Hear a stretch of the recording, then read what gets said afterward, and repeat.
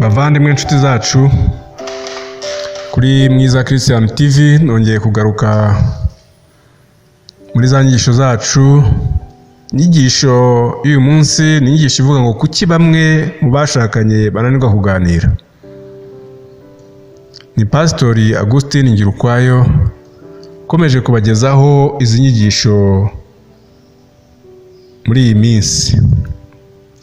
Yesaya igice cya 40 umurongo wa 31 hari amagambo atubwira ngo abategereza Uwiteka bazasubizwamo intege nshya, bazatumbagira mu kirere bagurukishe amababa nk'ibisiga, baziruka be kunanirwa, bazagenda be gucogora. Ni abategereza Uwiteka, ni abahora bicisha bugufi imbere ye, abo nibo bazasubizwamo intege nshya. Ariko isomo ryacu riravuga ngo kuki bamwe mu bashakanye bananirwa kuganira. Reka dusenge Imana.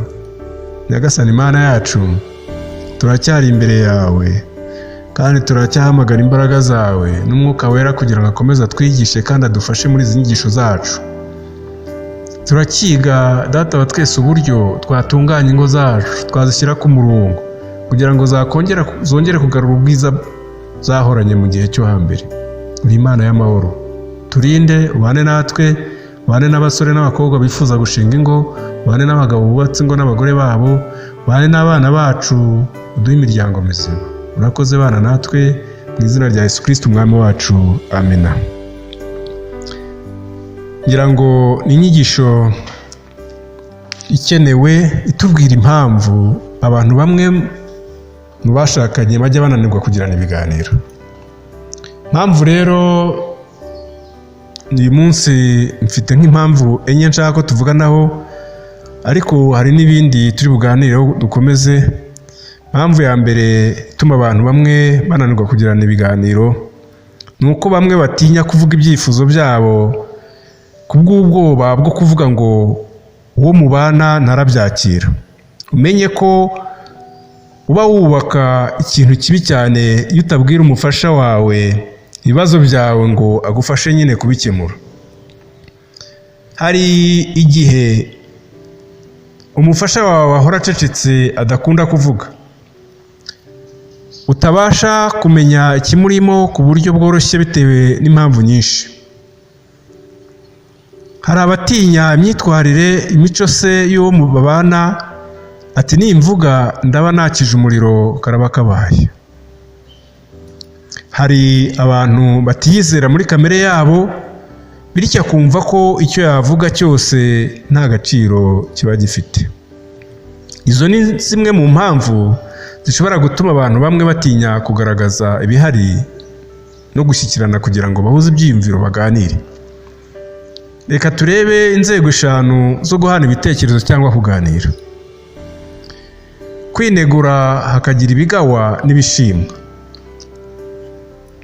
Iyo ni inzira nziza kuko buri wese yumva ko yatanze umuganda. Urugero ku bijyanye n'uko mu rugo byifashe, udukosa tugaragara, kutabonana kenshi hagati yabo, kugira icyo uvuga ku magambo y'abandi. Aha twishimira kuvuga ibyo abandi bavuze, namwe mukabivugaho mureba niba ari byiza cyangwa ari bibi. Ibi kandi ni nko gusoma igitabo, kumva amakuru kuri radiyo, kuyareba ku nsanganyamashusho. Biba byiza ibyavuzwe, ibyasomwe biganiweho, ariko ku ngingo zimwe na zimwe.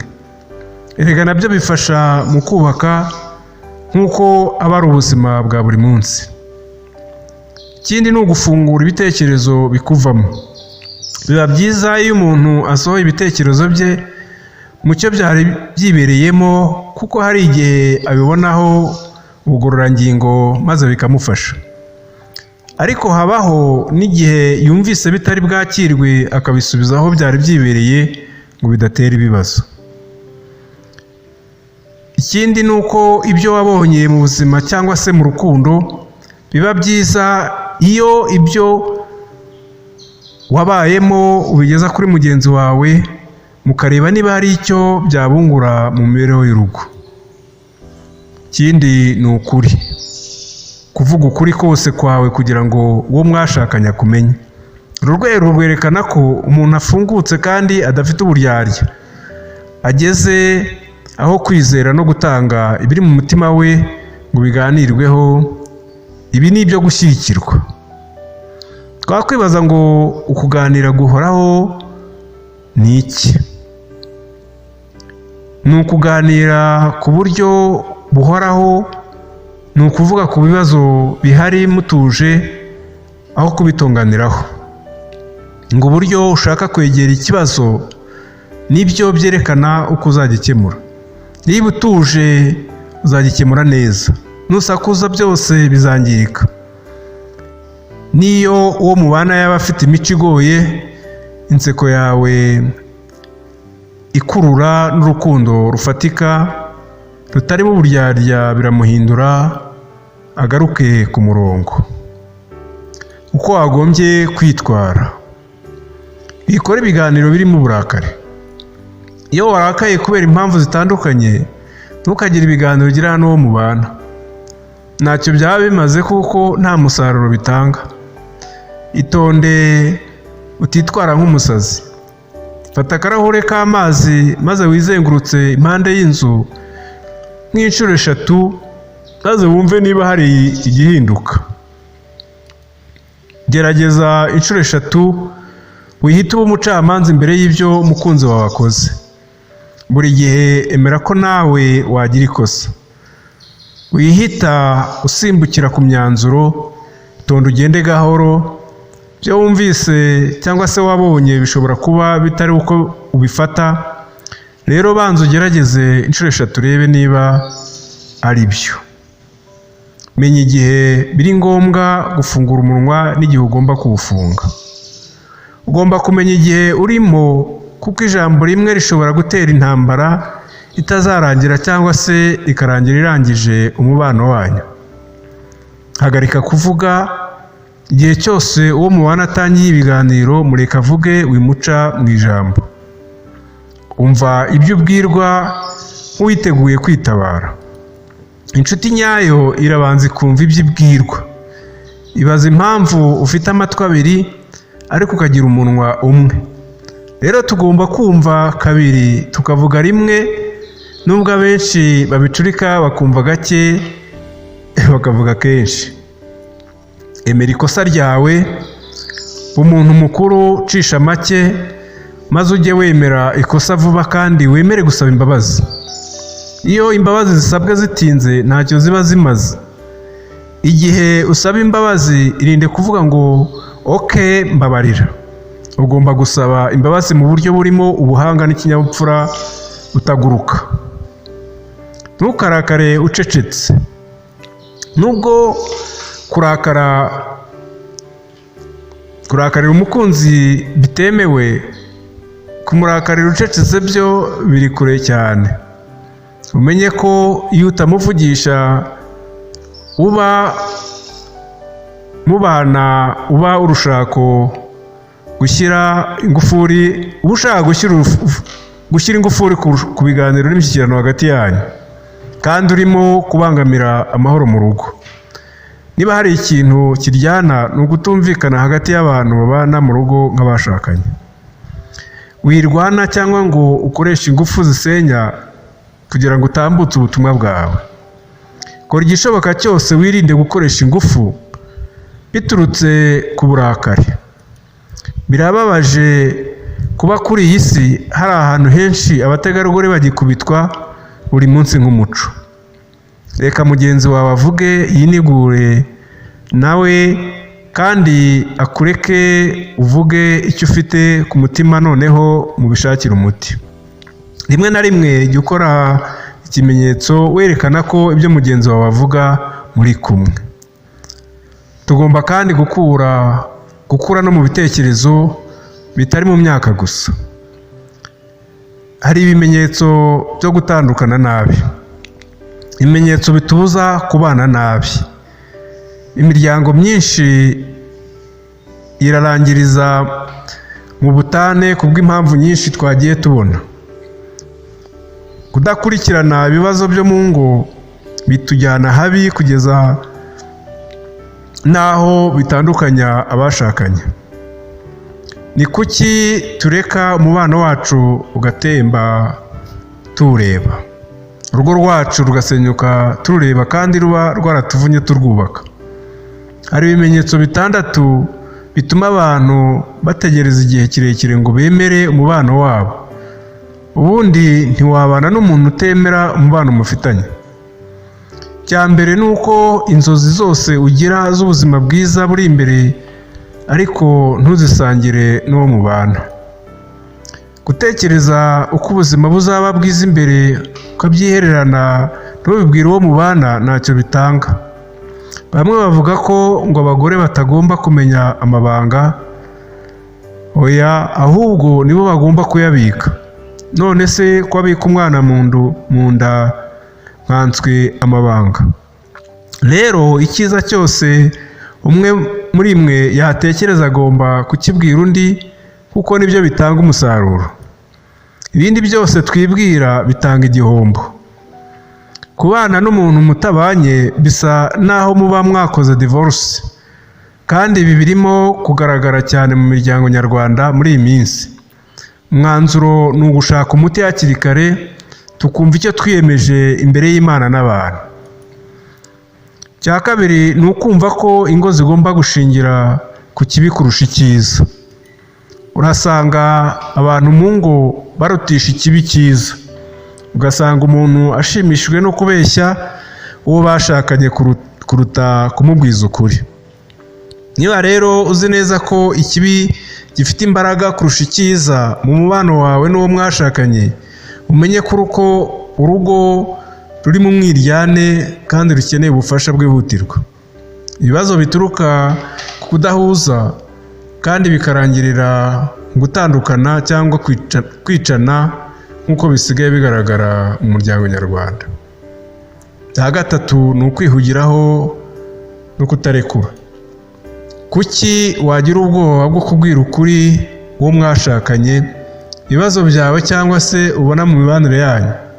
Kuganira bikuraho ikibi kikugarije umuruho kandi bigatanga ubuzima bwiza hagati y'abashakanye. Niba wiyumvamo imbaraga nkeya mu kuganira n'uwo mwashakanye, ubwo umenye ko nta cyizere uba umufitiye. Urukundo rero cyangwa umubano utazira amakemwa ntujya ushoboka hanze y'ukuri, kuko mu kuri nta bwoba bubamo kandi havamo umusaruro. Cya kane twavuga ni ukwihagararaho kwawe gushobora gutera ibibazo. Niba buri gihe uhora uhagaze ku buryo wita ukuri kwawe udashobora kwemera ukuri kwa mugenzi wawe, umenye ko urugendo rwawe ruganisha ku butane. Iyo kandi ugerageza gukemura ikibazo wihagararaho, nabyo si byiza. Aho gukemura ikibazo wumva aho uwo mubana ahagaze, bitabaye ibyo birangira bibasenyeye urugo. Cya gatanu ni ukumva ko ari wowe wenyine ushobora gukemura ibibazo by'urugo. Iyo ushaka gukemura ibibazo wenyine, igikurikira ni uguta umutwe, kuko ushaka kubikemura mu buryo bwawe gusa, maze bikagira ingaruka kuri mugenzi wawe. Akenshi kandi ahora yicecekeye, n'iyo wabikora nabi arakwihorera, kuko n'ubundi nta jambo usanzwe umuha, ahubwo aba yifuza ko ubikemura nabi bigatera ibibazo kugira ngo wumve ko ibyo ukora umuheje atari byo. Reka musangire ubuyobozi bw'urugo rero. Cya gatandatu ni ukwihunza inshingano ikomeye y'urugo. Uwo mubana akeneye ko murangiza inshingano, wowe ntubyemere. Bituma atekereza byinshi, ko kuba hari ahandi wakatiye cyangwa unyarukira. Ko byagenda kose urugo rutuzuza iyo nshingano ko bigomba, ruba ruri mu nzira ijya ku butane. Hari abibwira ko kugira abana ari wo mugambi wo kubana, nyamara ikigamijwe mu kubana cyangwa mu kubaka urugo ni ukugira byose, uhereye ku rukundo, abana n'ibintu.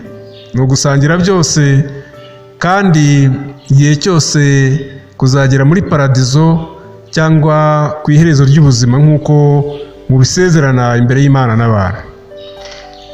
Ijambo ry'Imana muri Yakobo igice cya mbere umurongo wa 19 haratubwira ngo nuko rero bene data bakundwa, umuntu wese yihutire kumva ariko atinde kuvuga kandi atinde kurakara. Mu Migani igice cya 25 umurongo wa 11 naho hari amagambo atubwira ngo ijambo ryizihiye rivuzwe mu gihe gikwiriye ni nk'amatunda y'izahabu ku mbehe y'ifeza. Naho muri Yakobo igice cya mbere umurongo wa 5 aravuga ngo ariko niba hariho umuntu muri mwe ubuze ubwenge abusabe, Imana iha abantu bose itimana itishama kandi azabuhabwa.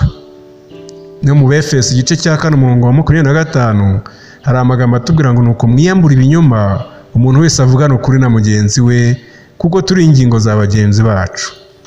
Bavandimwe, inshuti zacu, kugira ngo ingo zacu zirusheho kuba nziza, ingo zacu zirusheho kugirana ubusabane, nuko buri muntu wese yakwiyambura ikinyoma kiri muri we, ahubwo agakoresha ukuri, akavugisha ukuri hagati ye na mugenzi we, kandi hakabaho umwanya wo gushyira ibibazo byacu ahagaragara, umuntu na mugenzi we bakabiganira, hanyuma tukagirana ukuri kuko turi ingingo za bagenzi bacu.